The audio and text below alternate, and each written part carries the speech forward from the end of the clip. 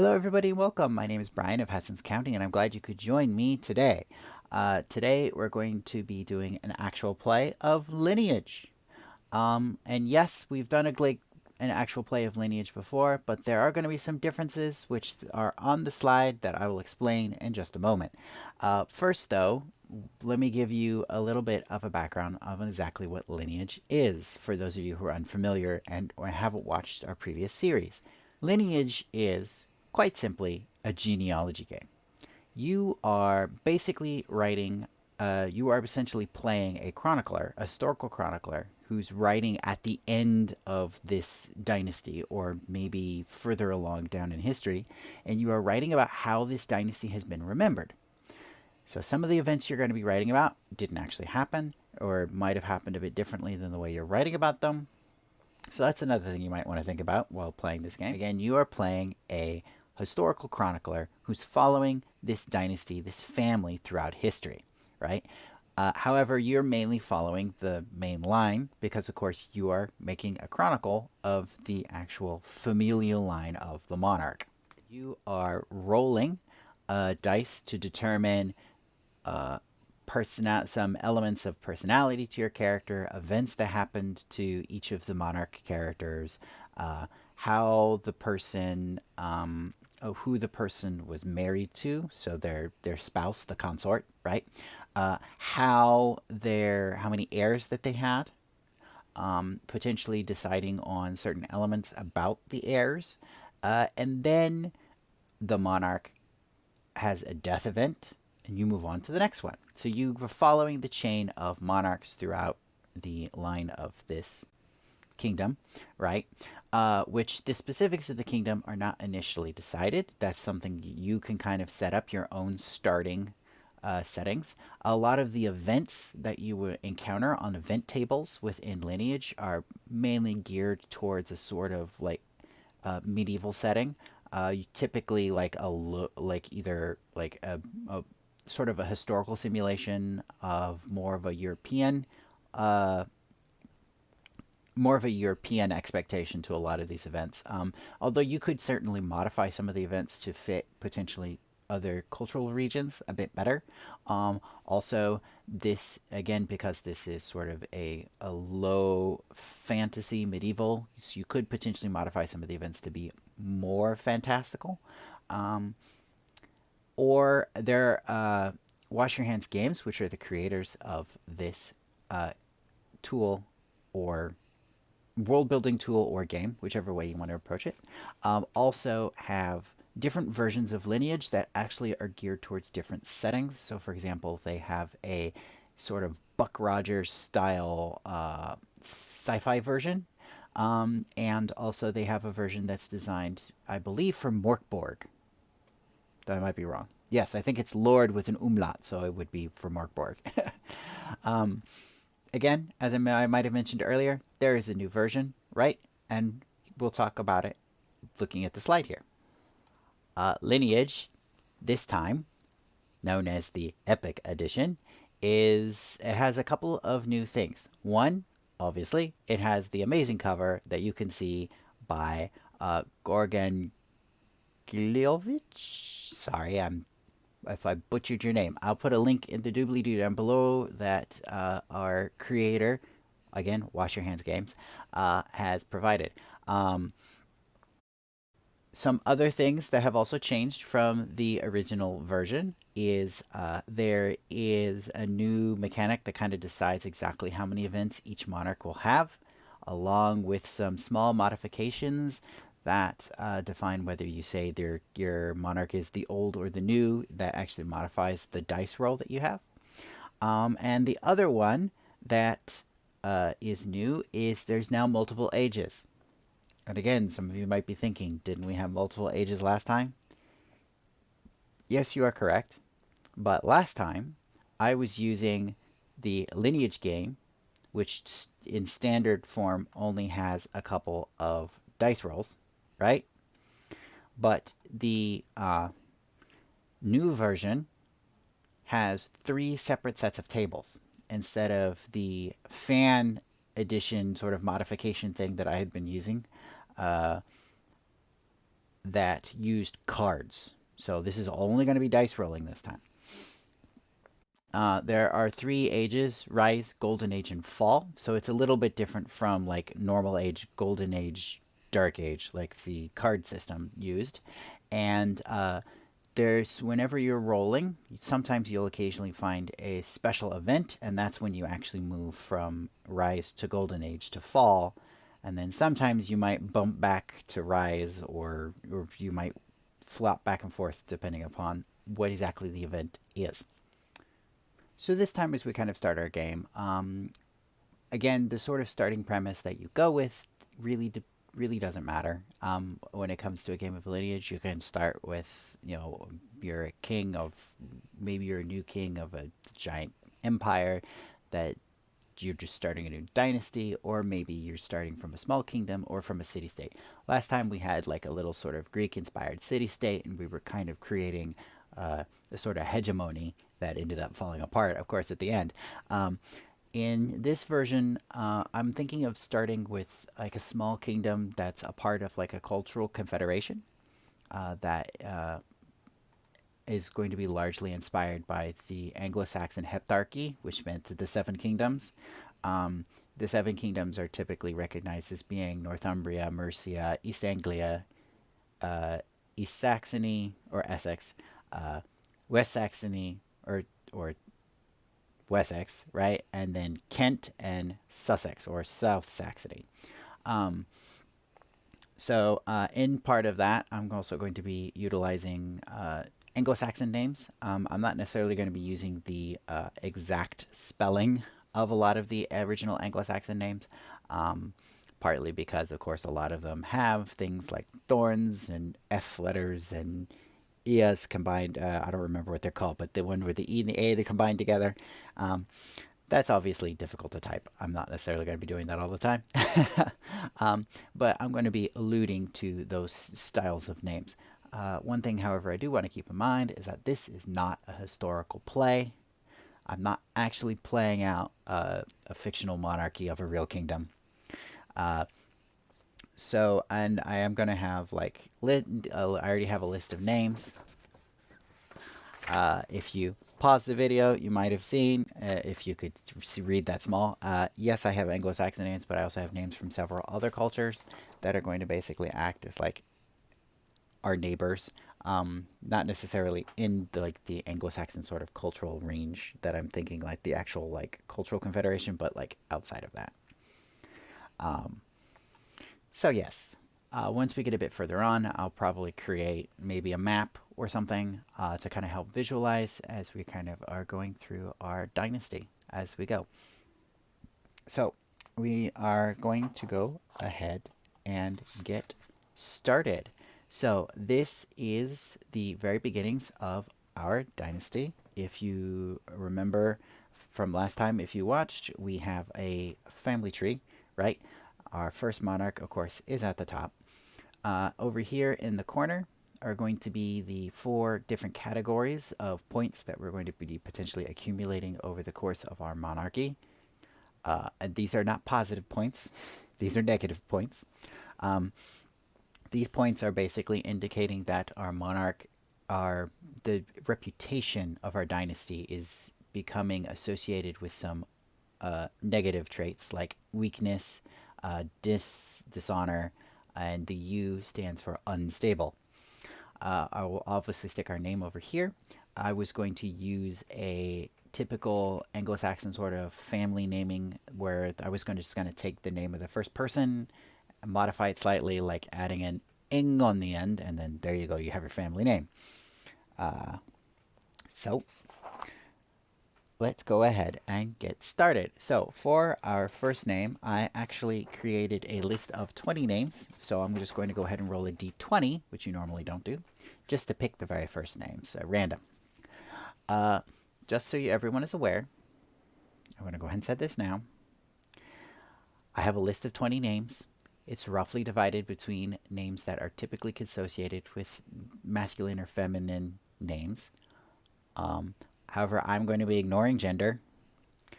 So you might end up with masculine names being paired with masculine names as spouses, or feminine names being paired with feminine names and spouses, all having kids. I don't care. I am not going to be using any, at least not intentionally, using any gender names or any. Obviously, I'm using gendered names because most names are gendered. But anyway, I'm not going to be using any like gendered language. Like, obviously, I'm not going to say king or queen. I'm just going to say monarch and consort. For monarch for the monarch, consort for a consort, heir for heir. Yeah, you get the idea. So, our first name. So, our first name is going to be Kinberg. So, here we go. So, we have Kinberg. Not of. That should not say of. That should say the. And then I'm going to go ahead and roll our sobriquet, our nickname, right? So again, we have 2d6. In the game, we're going to be using 2d6 for almost everything, or 1d6. When you roll a 2d6, it is important to remember which dice is which, because normally you're not actually rolling and then adding them together. So you don't have between like 2 and 12 and that's it. Instead, you're rolling. The first dice decides which set of 6 you're looking at, and the second dice actually decides the thing on the list. So basically, each section where I roll 2d6 is going to have 6 mini tables in a table. So for example, this time I rolled a 1 and a 1. So 1 means I look at the first table. The second one means I look at the first one on the first table, which says the broken. Well, this is an interesting start. And then we roll for our spouse. So I'm going to go ahead and roll. We have a 5 and a 3. That says that our spouse is going to come from a foreign noble house known for their military prowess. Not the person, the house, right? So I'm going to flip over here. We're going to put our monarch's name here. A foreign noble known for martial skills. And their name, I'm going to go ahead and roll on our table again, is Edwin.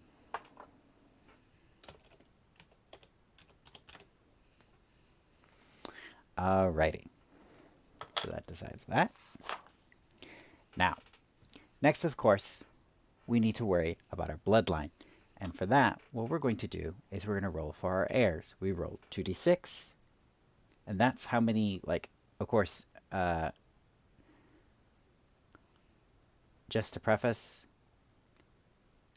one thing that is going to be happening sometimes is obviously there's going to be lots of death. Number one, this is the Middle Ages, or at least a sort of medievally, early modern sort of period that this is supposed to be set in. So death and bad things will happen. The basic idea is that you roll a 2d6, and that's how many children were born. And then you roll a 1d6 and subtract. And the number that are left over are the children that survived and became politically important, right? So yes, it could be some of them potentially died because, of course, death in infancy was a pretty common occurrence in the sort of medieval period, Middle Ages, and of course also the early modern period, although obviously less, potentially a little bit less so, depending upon where you lived. However, you could also play this as being, oh, well, some of the kids just decided not to become involved in politics. Maybe some of them took vows, right? Or left to go, became involved in other things that had nothing to do with the monarchy. But either way, I roll 2d6. I subtract 1d6. So in this case, it means we just have one heir. Not off to a great start. So we're going to flip over here. I'm going to open up the text pane. There it is. And we're going to get rid of a bunch of these. Actually, I guess I could just do it here. There we go. And this is going to get really big. All right, I forgot to write the name for our spouse. So that's the spouse. Now for the heir, I'm also going to roll again on the table. And our heir is Elfwin. While I'm over here, I'm also going to go ahead and name our dynasty, which would be Sinneberging. That doesn't make any sense.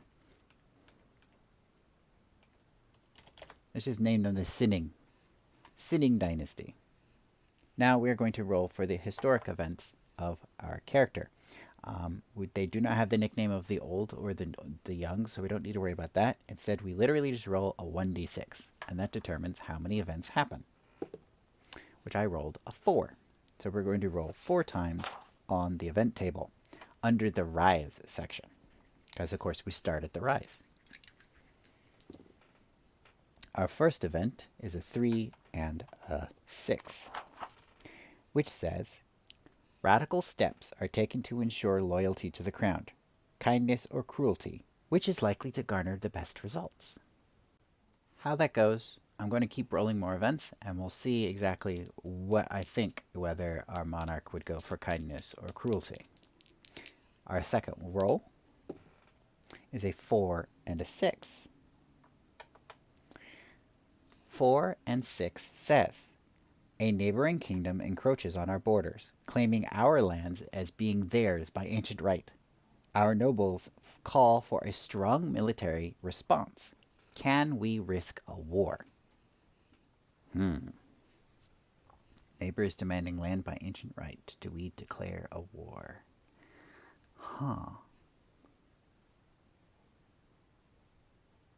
Well, we're just starting out from the beginning, so I strongly suspect that that will depend on what happened in the last event and what will probably happen in the next event,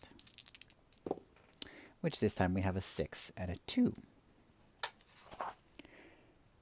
6 and 2 says, the monarch encounters an animal, which they then choose as the house's sigil. What happened during this encounter? What does the monarch tell others of this day?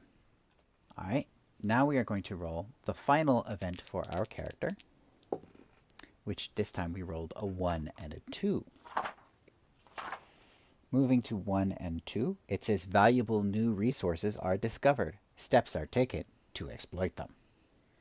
Now, our final event is the death event, which I will go ahead and roll. And then once we're done with that, we're going to flesh out the actual character events that occur. So, if we take a look here, let's see. I'm going to go ahead and roll. I have a 4 and a 6. Now keep in mind, some of these events are going to be a little bit graphic.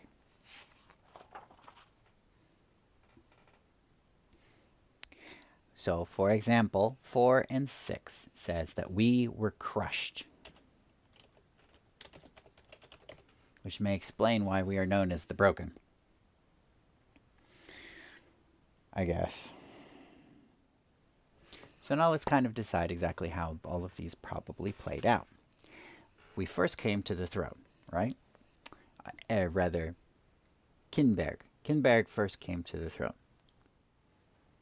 I'm thinking that we exercised a level of kindness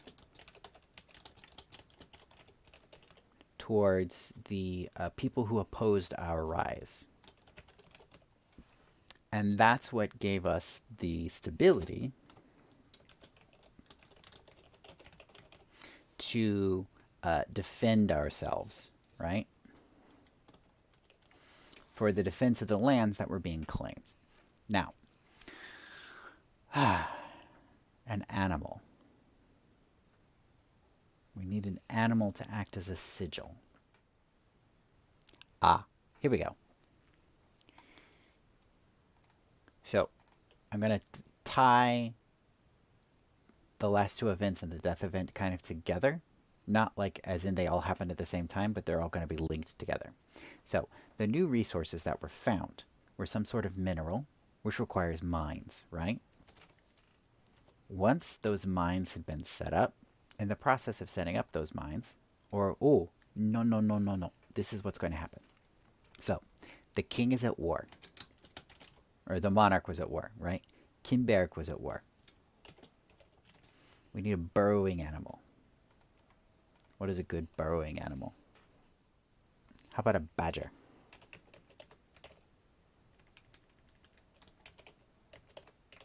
A badger? A badger, right. So Kimberg was at war. He found a badger to a vein of a mineral. Whatever that is, I'm not sure. And then the mineral was found, so this was the finding of the mineral, and the mines were set up. Crushed. So, but Kimberg the Broken was crushed in a mine collapse because he was inspecting the mine, because the Kimberg was inspecting the mines, and then the mine collapsed. Yeah, I think that's okay. Right. So, again, just to recap real quick, we have our first monarch. So, uh, Kinberg the Broken, right, married to Edwin, who was a foreign noble known for from a house known for martial skills. Together, they had one child, whose name was Elfwin. Some of the events that occurred during Kimberg's life, after becoming the monarch, they enacted levels of kindness and pardons for the nobles who originally opposed their rise to power. A neighbor tried to take advantage of the new monarch by demanding lands that previously had belonged to them, according to ancient right, at least supposedly. However, Kimberg declared war in order to defend their right to the lands that they held, and eventually won that war. While at the war, Kimberg found a badger, which led them to a vein of a type of mineral, which we haven't necessarily decided what this mineral is going to be yet. And therefore, Kimberg took the badger as the seal for the family of kindling. This new mineral, of course, required mines. So there was the monarchy basically funded, right, the construction of new mines and stuff, and exploiting this new mineral wealth. However, unfortunately, Kimberg, while inspecting one of these mines, was caught in a cave-in, a mine collapse, and as a result, they died. And that is why historically, they are known as the Broken. I don't think I need to elaborate on that. And that's basically kind of the way that this game works. For those of you who haven't necessarily experienced it before, this is kind of the way it works. You have your character, they get married, they have some events, they die, they have some kids. That's, it's the progression of life moves on. And of course, things change as we go. Either events, like we had here, we had a series of events that all influenced each other. Sometimes you'll have events that are very separate from one another. It all really depends on exactly how it goes. But in any case, that'll be our first monarch. And I'm going to go ahead and stop there for now. Thank you all very much for joining me tonight. And I do hope you all have a good zone. Thank you. If you would like to show your support for this channel or for the Hessens County blog, in the description down below, you will find links to the channel coffee and also the itch store. Please feel free to take a look, and thank you for your support.